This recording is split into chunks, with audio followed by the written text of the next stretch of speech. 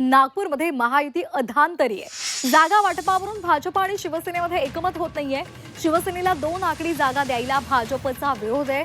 स्थानिक पदाधिकाऱ्यांमध्ये स्वबळाचा सूर पाहायला मिळतोय। नागपूरमध्ये भाजपनं स्वबळावर लढण्याची तयारी केल्याची सुद्धा चर्चा सध्या रंगू लागलेली आहे। 151 आहेत आणि त्यापैकी 120 जागांचा आकडा गाठता येईल असा दावा सुद्धा केला जातोय। तर नागपूरमध्ये सुद्धा महायुती अधांतरी असल्याचं कळतंय।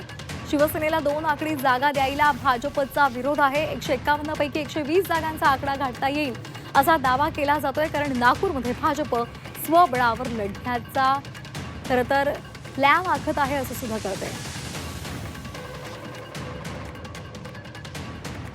आपण पाहिलेलं आहे नवी मुंबईमध्ये सुद्धा युतीची शक्यता धुसर आहे। त्याचबरोबर नागपूरमध्ये सुद्धा अनेकदा बैठका झाल्या, मात्र शिवसेना आणि भाजपच्या नेत्यांमध्ये एकमत झालेलं नाहीये आणि त्यामुळे इथे सुद्धा युती होणार की नाही अशी साशंकता आहे। कार्यकर्त्यांमध्ये सुद्धा संभ्रम पाहायला मिळतोय। शिवसेनेला 2 आकडी जागा द्यायला भाजपचा विरोध आहे। स्थानिक पदाधिकाऱ्यांनी मात्र स्वबळाचा सूर आळवलेला आहे आणि त्यामुळे नागपूरमध्ये भाजप स्वबळावर लढणार असं सध्या बोललं जातंय। त्यामुळे आता काय होणार हे पाहणं खरं तर खूप महत्त्वाचं आहे।